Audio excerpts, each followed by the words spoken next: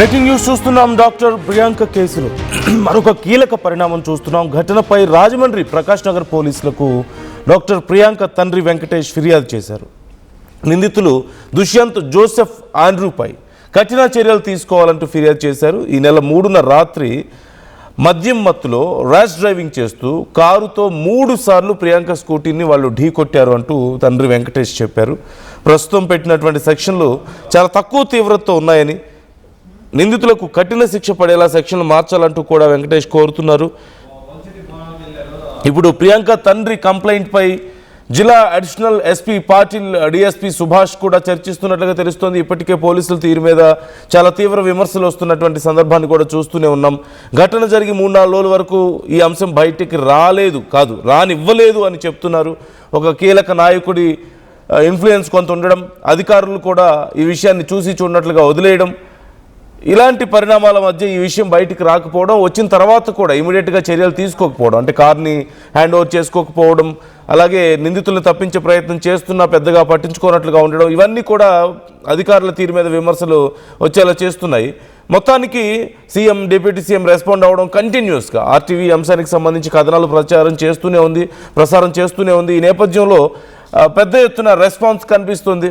CM, deputy CM కూడా respond అవ్వడంతో ఇక పోలీసులకు తప్పనిసరి పరిస్థితి వచ్చింది. సీరియస్గా రెస్పాండ్ అవ్వక మొత్తం మీద అప్పటికప్పుడు కొంత సెక్షన్లు మార్చడం, జడ్జి ముందు ప్రవేశపెట్టడం, అలాగే రిమాండ్ విధించడం మనం చూసాం. అయితే ఇప్పుడు ఈ కేసులో తీసుకుంటున్నటువంటి చర్యల తీవ్రత సరిగా లేదు, పెట్టిన సెక్షన్లు సరిపోవు, ఇంకా కఠిన చర్యలు తీసుకోవాలి, కఠినమైన శిక్ష పడాలి నిందితులకి అంటూ కూడా ఇప్పుడు ప్రియాంక తండ్రి కోరుతున్నటువంటి పరిస్థితి కనపడుతోంది.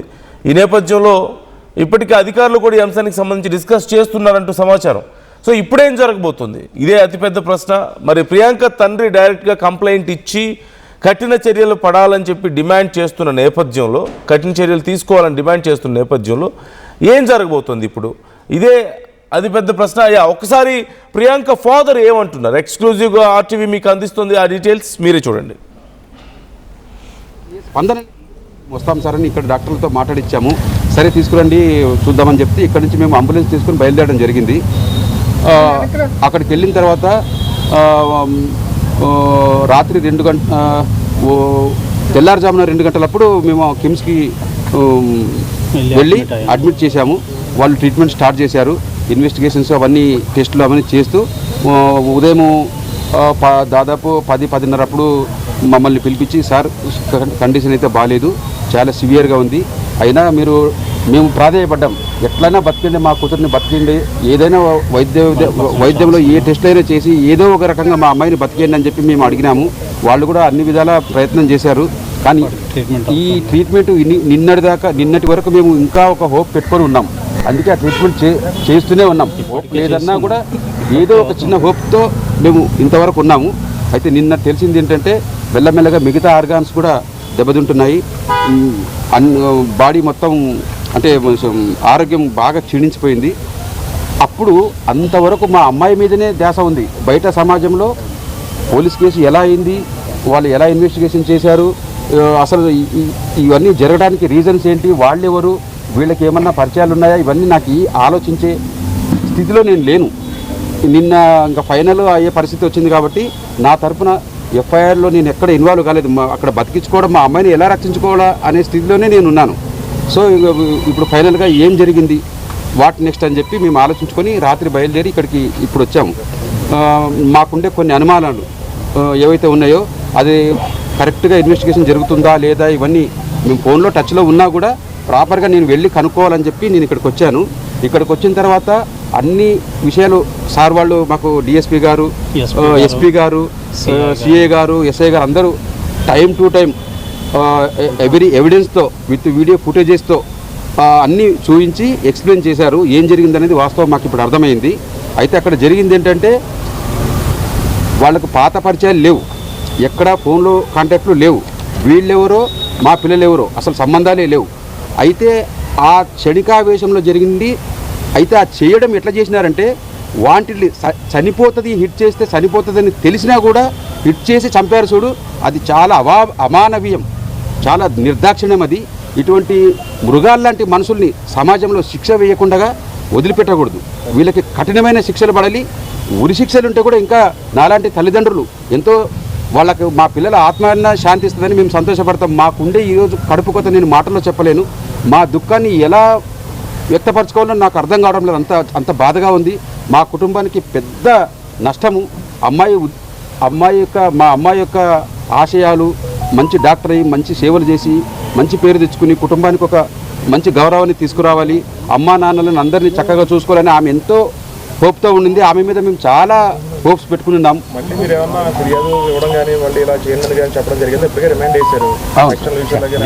అయితే మేము ఇప్పుడు రావడానికి ప్రధాన కారణం ఏంటంటే, సరే జరిగింది, కండిషన్ క్రిటికల్ ఉంది, ఎఫ్ఐఆర్ ఎలా బుక్ అయింది, సార్ని ఫోన్ చేసి సార్ ఎఫ్ఐఆర్ మాకు పెట్టండి, అసలు ఏం చేశారని చెప్పి అడిగితే వాళ్ళు పెట్టారు, మేము చూసుకున్నాము. మాకు కొన్ని డౌట్స్ ఉన్నాయి. అంటే మీడియాలో ఏమేమి వస్తున్నాయి, అవన్నీ మీడియాలో ఏమొస్తున్నాయి, ఆ ఎఫ్ఐఆర్లో ఏముంది, ఇది కరెక్ట్గా నిందితులకు శిక్ష, ఒకవేళ మా అమ్మాయి చనిపోతే శిక్ష కరెక్ట్గా పడే స్కోప్ ఉందా, ఇంకేమన్నా ఇక్కడ లోకల్ ఇన్ఫ్లుయెన్స్తో ఏమన్నా పొరపాట్లు జరుగుతాయా, ఇది జరగకూడదు, కరెక్ట్గా న్యాయం జరగాలి మాకు అని చెప్పి ఇక్కడికి వచ్చాము. సార్ వాళ్ళు పిన్ టు పిన్ మాకు చెప్పి ఫుటేజెస్ ఎవిడెన్స్ కాపీస్ అన్ని చూపించి వాళ్ళు ఎక్స్ప్లెయిన్ చేసిన తర్వాత చాలా మాకు ఖచ్చితంగా న్యాయం జరుగుతుంది. డిపార్ట్మెంట్ మేము పోలీసు వాళ్ళని నమ్ముతున్నాము. మా డౌట్స్ క్లియర్ అయింది. ఖచ్చితంగా వాళ్ళు న్యాయం చేసే వేలోనే వెళ్తున్నారు ప్రాపర్గా. ఎక్కడ ఎవరి మాట వినే పరిస్థితుల్లో లేరు. వాళ్ళు కూడా ప్రాపర్గా ఎంక్వైరీ ఎవ్రీ టైం ఈ అన్ని విషయాలు ఫిర్యాదులో పేర్కొన్నారు. ఫిర్యాదులో అన్ని విషయాలు ఫిర్యాదులో రాశారా? రిటర్న్ గా రాశారు. అన్ని ఫైల్ కూడా మాతో చదివించారు, చూపించారు, ఫుటేజెస్ కూడా చూపించారు. అంటే ఆ టైమింగ్ ఫుటేజెస్ అన్ని టైల్ అవుతున్నాయా లేదా, మేము ఎలా అప్రోచ్ అయ్యాము, మాల్లో ఎవరెవరు ఎక్కడెక్కడ కదలికలు ఎలా జరిగాయి అన్ని ఫుటేజెస్ మాకు చూపించారు. ఫర్దర్గా ఏంటంటే మా అమ్మాయి ఒకవేళ ఇఫ్ ఇన్ కేస్ మేము అది కోరుకోము, ఒకవేళ డెత్ అయితే నిందితులు తప్పించుకునే అవకాశం లేకుండా ఉండాలి. ఖచ్చితంగా వాళ్ళకి శిక్ష పడాలి. ఇందులో ఏ ప్రమేయాలు ఉండకూడదు, ఎవరి ఇన్ఫ్లుయెన్స్ పనిచేయకూడదు, డిపార్ట్మెంట్ పర్ఫెక్ట్గా పనిచేయాలి. అలాంటప్పుడు అని రిక్వెస్ట్ చేయడానికి, విషయం తెలుసుకోవడానికి మేము వచ్చాము. అయితే పోలీసులు అయితే ఇప్పుడు వరకు పోలీస్ కస్టడీలోకి తీసుకుంటానికి వాళ్ళని కోరలేదు, పోలీస్ కస్టడీ కోరట్లేదు ఆ నిందితులు. దీని మీద మీకు ఎటువంటి అనుమానాలు? కస్టడీలో తీసుకున్నారు. ఇప్పుడు తీసుకోవాలండి, ఇంకా తీసుకోలేదు. 7వ తారీఖున అరెస్ట్ చేశారు.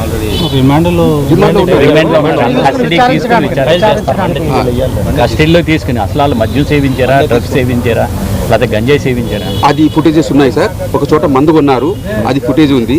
ఎక్కడ కూర్చొని తాగారో తెలియదు, మందు కొన్నది కనబడుతుంది. తర్వాత సెక్యూరిటీ వాళ్ళని కూడా హిట్ చేశారు గొడవ పెట్టుకొని. అంటే మమ్మల్ని తాగున్నందుకు లోపలికి పంపించడం జరగదని చెప్తే వాళ్ళ మేనేజ్మెంట్ వాళ్ళు వచ్చి వారించడానికంటే వద్దు అట్లా అలా చేయమని చెప్పడానికి ప్రయత్నం చేస్తే వాళ్ళపైన దెబ్బ కొట్టేశాడు. వాళ్ళని కొట్టి గొడవ పెట్టుకొని అదే ఫ్రస్ట్రేషన్తో ఆయన బయటకు వచ్చాడనమాట. సేమ్ అదే టైంలో సినిమా చూసి మా పిల్లలు ఎప్పుడైతే గేట్ దాటడానికి వెళ్తున్నారో వాళ్ళు వెనక నుంచి వచ్చారు. మరి ఆ టైంలో తగిలిస్తే వీళ్ళు తిరిగి చూశారు. ఒకసారి హిట్ చేస్తే ఏంటి ఇలా తగిలిస్తున్నారని చెప్పి ఎవరైనా కామన్ మ్యాన్ ఎవరైనా చూస్తారు కదా, ఎందుకు తగిలిస్తున్నామని. మరి వాళ్ళు అక్కడ ఈగో రైజ్ అయిందంటో వాళ్ళకు మళ్ళీ తగిలిచ్చాడు. సెకండ్ సారి హిట్ ఇచ్చాడు. మూడోసారికి ఇంకా ఏమైందో వాళ్ళకి తెలీదు. అంత మృగాల్లాగా ప్రవర్తించి మీద ఎక్కించి టైరు తలపైన ఎక్కించి వెళ్ళిపోయారు. అది కూడా ఆపకుండా రెస్పాన్స్ లేకుండా వెళ్ళిపోయారు. వెళ్ళిపోతే మళ్ళీ వీళ్ళు ఇది మర్డర్, ఖచ్చితంగా వాళ్ళు వాంటెడ్లీ మర్డర్ సేవించి ఉన్న వాళ్ళని థియేటర్ యాజమాన్యం కూడా ఎలా లోపల పంపించింది అది కూడా అంటే సార్ ఇప్పుడు మాల్లోకి మద్యం సేవించి వెళ్తున్నారా లేదా ఆ టెస్టులన్నీ ఆ గేట్ దగ్గర లేవు. పర్టికులర్గా స్క్రీన్ దగ్గర, అంటే స్క్రీన్లో పోయి కూర్చుంటే పక్కన కూర్చుంటారు కాబట్టి ఆ స్మెల్ అవన్నీ అబ్జెక్షన్ అవుతుంది కాబట్టి అది కంట్రోల్ చేయాలని చెప్పి వాళ్ళు స్క్రీన్ దగ్గర పెట్టారు. ఆ స్క్రీన్ దగ్గర వీళ్ళు అనలైజ్ చేశారు. 108 అది పాయింట్స్ వచ్చింది. వాళ్ళు తాగి ఉన్నారు కాబట్టి వాళ్ళు అలో చేయలేదు కాబట్టి గొడవ పడ్డారు. ఆ గొడవ పడ్డారు కాబట్టి ఆ ఫ్రస్ట్రేషన్లో ర్యాష్ డ్రైవ్ కూడా చేశారు. తగిలిచ్చినప్పుడు ఒక నిండు ప్రాణం పోతుందని వాళ్ళకి తెలుసు. ఎందుకంటే కార్ రిపేర్లో బ్రేకులు పనిచేస్తున్నాయా, ఫస్ట్ హిట్ ఇచ్చారు, బ్రేక్ చేశారు, సెకండ్ హిట్ ఇచ్చారు, బ్రేక్ చేశారు, మళ్ళీ తల మీద వెళ్ళి లెఫ్ట్ కట్ చేసుకొని వెళ్ళిపోయారు. అంటే వాళ్ళు తాగిన ఎక్కువ తాగితే కంట్రోల్లో ఉండరు. స్ట్రైట్గా వెళ్ళి అక్కడ డివైడర్ గుద్దొచ్చుగా, అట్లా కాకుండా నీట్గా కట్ చేసుకొని వెళ్ళిపోయాడు. యాజమాన్యం మీద కూడా యాజమాన్యం కూడా గేట్ వేసేసి సెక్యూరిటీ అడ్డుకోవడం వల్ల కూడా ప్లెజర్ బండి మీద మీ అమ్మాయి బండి ముందుకెళ్ళలేకపోయింది. వాళ్ళ యాజమాన్యాన్ని మీద కూడా కేసు పట్టుకోండి చెప్పడం వల్ల కూడా ట్రాఫిక్ దానివల్ల ప్రమాదం జరిగిందంటున్నారు. దాని మీద ఏమన్నా ఇప్పుడు కార్ ఎప్పుడైతే స్కూటీ బ్యాక్ నుంచి వస్తుందో అంతకుముందు ఒక వెహికల్ ఉంది, ఇంకో వెహికల్ ఉంది. అది పాస్ అయిన తర్వాత స్కూటీని కూడా వదిలేసి గేట్ వేసింటే సరిపోయేది, వీళ్ళు సేవ్ అయ్యేవాళ్ళేమో. అయితే వీళ్ళని కారు వాళ్ళని పట్టుకోవాలనే ఉద్దేశంతోనే అప్పుడే స్టార్ట్ చేశారు, గేట్ వేయడం స్టార్ట్ చేశారు.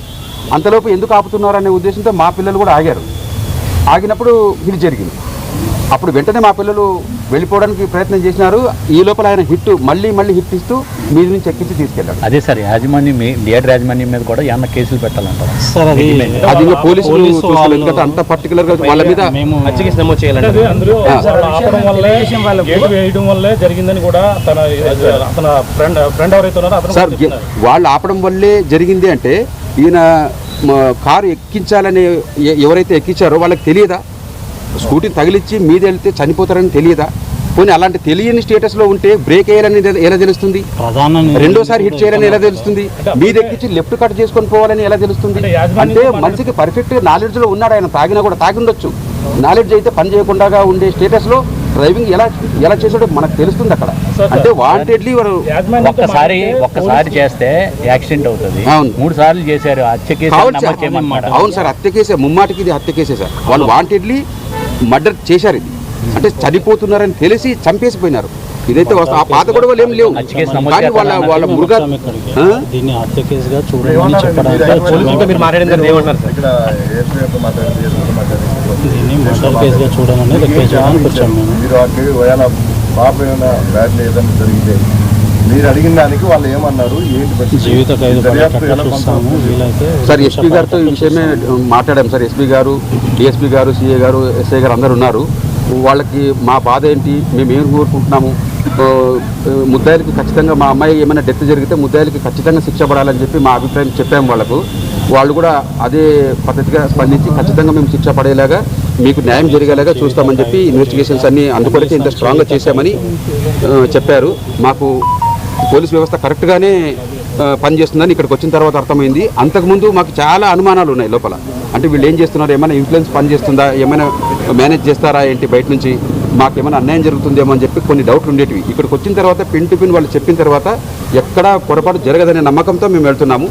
అయితే ఇప్పుడు తర్వాత కూడా వాళ్ళు చేసే పని పర్ఫెక్ట్గా చేయమని మేము మీ ద్వారా పోలీస్ డిపార్ట్మెంట్ కూడా రిక్వెస్ట్ చేస్తున్నాం. సో ఇప్పటి వరకు చాలా అనుమానాలు ఉన్నాయి, కానీ వాళ్ళతో మాట్లాడిన తర్వాత, పోలీసులతో మాట్లాడిన తర్వాత మాకు క్లారిటీ వచ్చింది. వాళ్ళ మీద ఎలాంటి ఇన్ఫ్లుయెన్స్ ఉన్నట్లుగా అనిపించడం లేదు, బాగానే పనిచేస్తున్నారు, మాకు బెటర్ క్లారిటీ వచ్చింది ఇప్పుడు అని చెప్తూ 3 సార్లు ఆ స్కూటీని గుద్ది కింద పడిపోయారని తెలిసి వాళ్ళ మీదగా కారుని పోనిచ్చి, తల మీదగా పోనిచ్చి తన కూతుర్ని ఇలాంటి పరిస్థితుల్లో ఉంచిన వాళ్ళని ఖచ్చితంగా క్షమించకూడదు, కఠిన శిక్ష పడాలి చట్ట ప్రకారం అని చెప్పేసి ఆయన కోరుతున్నారు. ప్రియాంక తండ్రి కోరడం ఇక్కడ మనకు కనిపిస్తుంది. సో ప్రియాంక తండ్రి పోలీసుల్ని అప్రోచ్ అయిన తర్వాత పరిణామాలు ఎలా మారుతున్నాయి? ప్రకాష్ జాయిన్ అవుతున్నారు, పోలీస్ స్టేషన్ దగ్గర నుంచే ఉన్నారు ప్రకాష్ మనతో అందుబాటులో, ప్రకాష్ నగర్ నుంచి. ప్రకాష్, పోలీసుల్ని డైరెక్ట్గా ప్రియాంక తండ్రి వచ్చి కలిసి వెళ్ళారు, మాట్లాడారు అంటూ తెలుస్తుంది. అక్కడ ఏం డిస్కస్ చేశారు, ఆయన పోలీసుల్ని ఏం అడిగారు, పోలీసులు ఏం చెప్పారు, ఆ డీటెయిల్స్ మనకి ఏమైనా తెలుస్తున్నాయా? ఇప్పుడు ఈ కేసులో పరిణామాలు ఎలా మారబోతున్నాయి?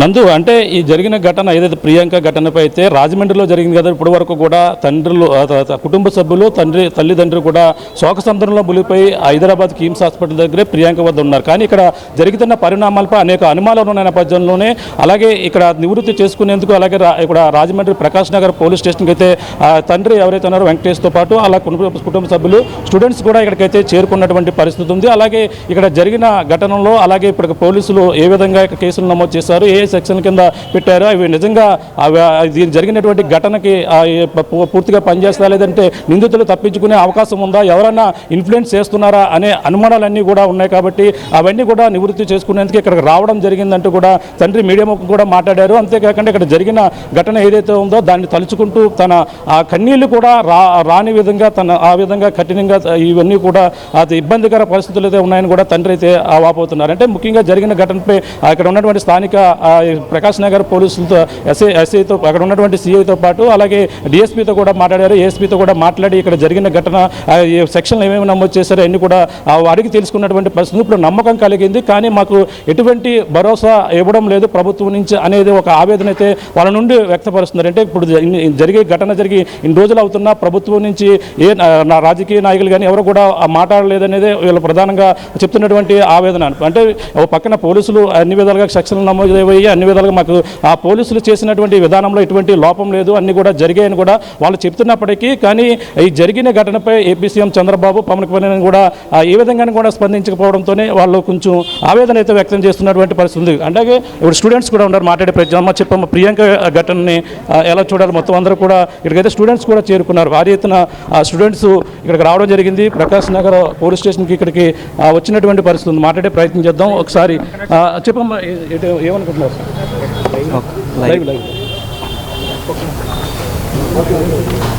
మాకు ప్రియాంక గారు చాలా బాగా తెలుసండి, చాలా హార్డ్ వర్కింగ్ ఆవిడకి ఎప్పుడైతే ఇలా యాక్సిడెంట్ జరిగిందని తెలిసిందో మేము చాలా భయపడ్డాం, ఫస్ట్ షాక్ అయ్యాము. వెంటనే మా చైర్మన్ గారు గన్ని భాస్కర్ రావు గారు రియాక్ట్ అయ్యి వాళ్ళని స్వతంత్ర హాస్పిటల్ షిఫ్ట్ చేసి, అది మా హాస్పిటలే. సో అక్కడ మెరుగైన వైద్యం అందించారు. మా కాలేజ్ నుంచి అన్ని విధాలుగా సపోర్ట్ అనేది వచ్చింది. సో వాళ్ళకి అక్కడ ఇంకా మెరుగైన వైద్యం కోసం హైదరాబాద్ కానీ షిఫ్ట్ చేశారు. ఇప్పుడు తల్లిదండ్రులు వచ్చారు, ప్రియాంక తల్లిదండ్రులు ఏమంటున్నారు లోపల? వాళ్ళు వాళ్ళ ఆవేదన వ్యక్తం చేస్తున్నారు, వాళ్ళ ఆవేదన కూడా కరెక్టే, కానీ మా సైడ్ నుంచి స్టూడెంట్ సైడ్ నుంచి కూడా చాలా సపోర్ట్ అనేది ఉండిద్ది. సో మేము కూడా పోరాడతాం. చెప్పమ్మా ప్రియాంక ఘటన ఎలా చూడాలి? ఇప్పుడు తల్లిదండ్రులు వచ్చారు, ఇవన్నీ కూడా తనకి పరిస్థితి ఎలా ఉందంటున్నారు? యాక్చువల్గా చాలా క్రిటికల్గా ఉన్నది అని చెప్పని అంటున్నారు.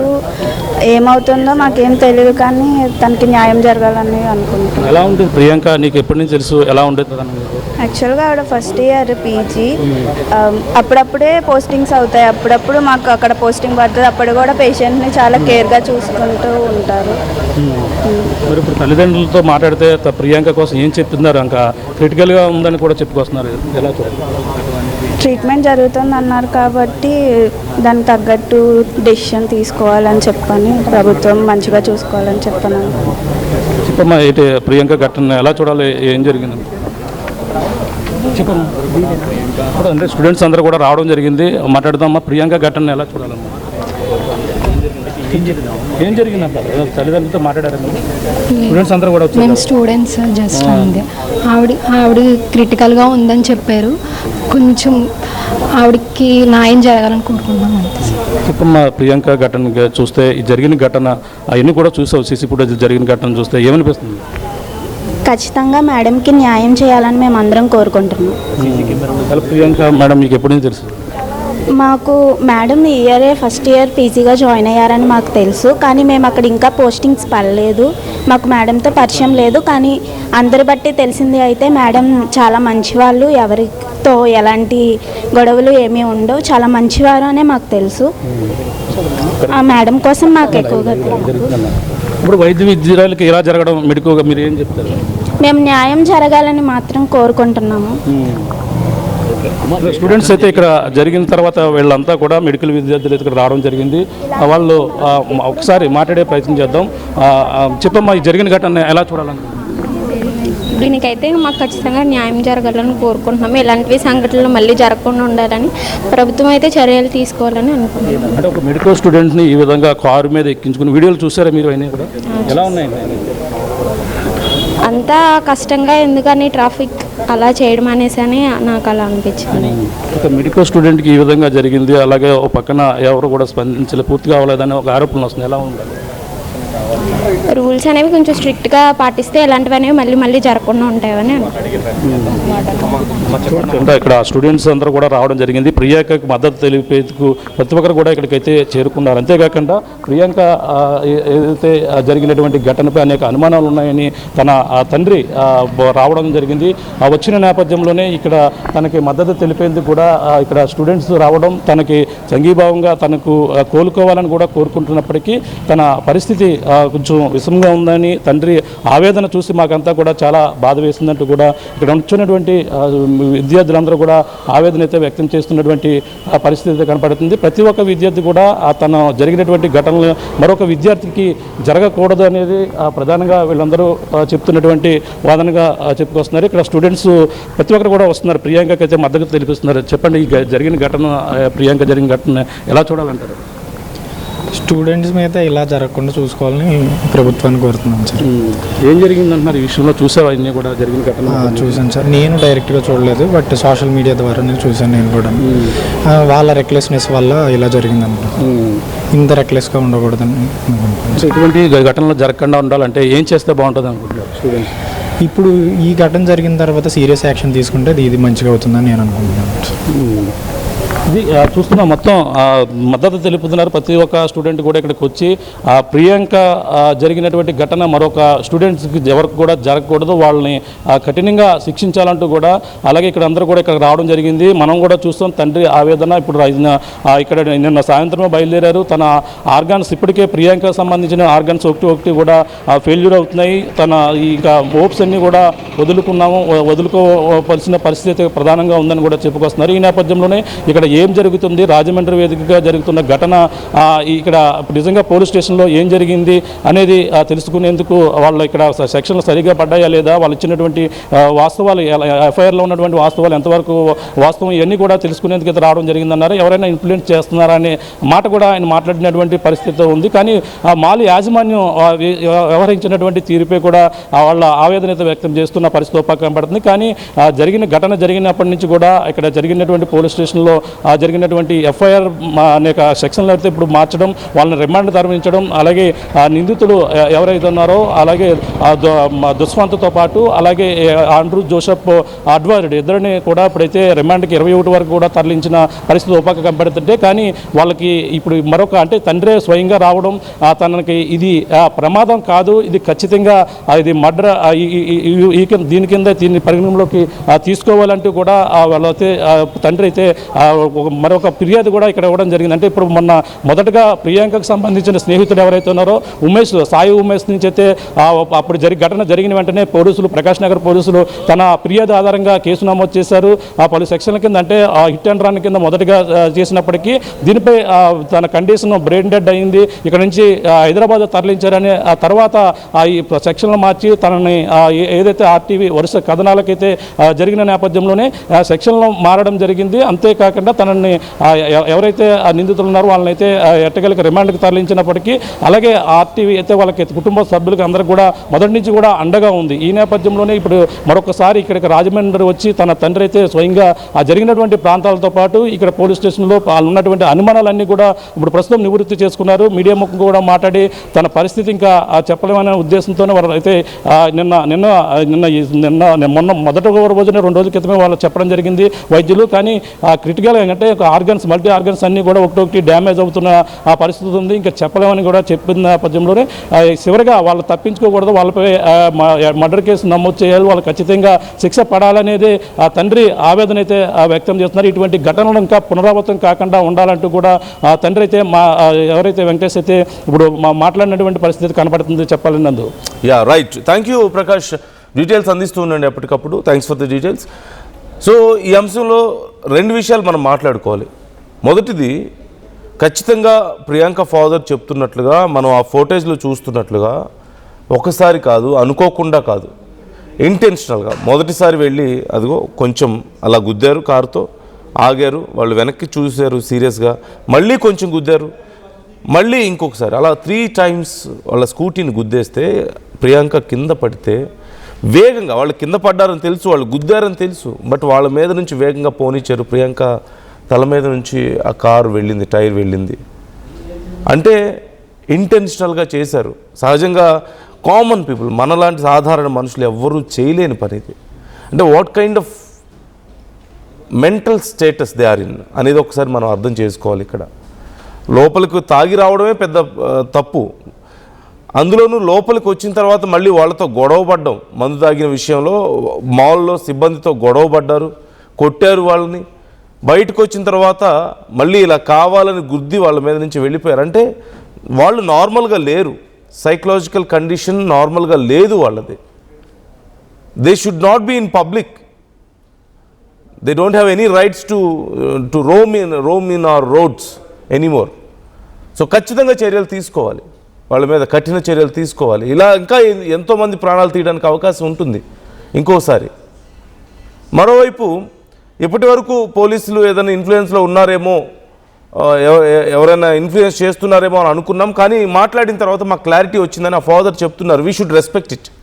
ఖచ్చితంగా ఆయనకి పూర్తి నమ్మకం వచ్చింది అని చెప్తున్నారు. We should respect it. Of course మొదట్లో కొంత ఇన్ఫ్లుయెన్స్ ఉంది అన్న ఆరోపణలు ఉన్నాయి. పోలీసులు కూడా అంత కఠినంగా రియాక్ట్ అవ్వలేదన్నటువంటి ఆరోపణలు ఉన్నాయి. కానీ ఇప్పుడు పరిస్థితులు మారిపోయాయి. ఆర్టీవీ కంటిన్యూస్ టెలికాస్ట్ చేస్తూనే ఉంది ఈ అంశానికి సంబంధించి. మరోవైపు అధికారులు, సీఎం రెస్పాండ్ అయ్యారు, డిప్యూటీ సీఎం రెస్పాండ్ అయ్యారు. ఇక సీరియస్నెస్ పెరిగింది. ఇన్ఫ్యాక్ట్ పోలీసులు కూడా ఒక తప్పనిసరి పరిస్థితి ఏమో, ఎవరైనా ఇన్ఫ్లుయెన్స్ చేయడానికి ప్రయత్నించినా ఆ ఇన్ఫ్లుయెన్స్కి లొంగే పరిస్థితి కూడా లేదు, వాళ్ళకి తప్పనిసరి పరిస్థితి వచ్చింది. ఈ నేపథ్యంలో కొంత స్ట్రిక్ట్ అయింది. మళ్ళీ సెక్షన్స్ పెంచడం మనం చూసాం, ఇమీడియట్గా జడ్జి ముందు ప్రవేశపెట్టడం, ఇలా ఇవన్నీ మనం చూస్తూనే ఉన్నాం. సో ఇప్పుడు మీకు అనిపిస్తుందా పూర్తి స్థాయిలో ఈ కేసులో ఖచ్చితంగా ప్రియాంకకు న్యాయం జరుగుతుంది అని? ఆ ఫాదర్ కోరుతున్న న్యాయం ఒకటే, కఠిన శిక్ష వేయాలి, వాళ్ళు సాధారణమైన వ్యక్తులు కాదు, వాళ్ళకి కఠిన శిక్ష పడాలి అని కోరుతున్నారు.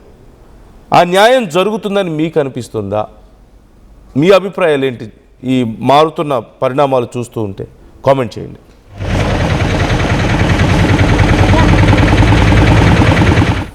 టోర్నమెంట్కి ముందు పెయింట్ ఎలా చేస్తాం?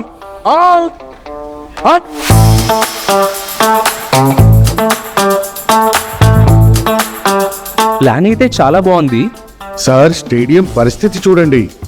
టోర్నమెంట్ ముందు పెయింట్ ఎలా చేస్తాం? టెక్నో పెయింట్స్ ఉందిగా.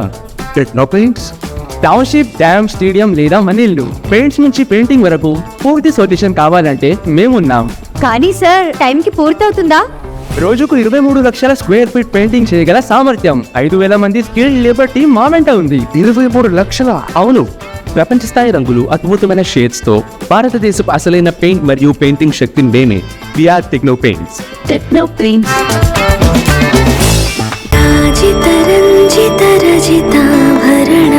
Pure in its form with grace made noble.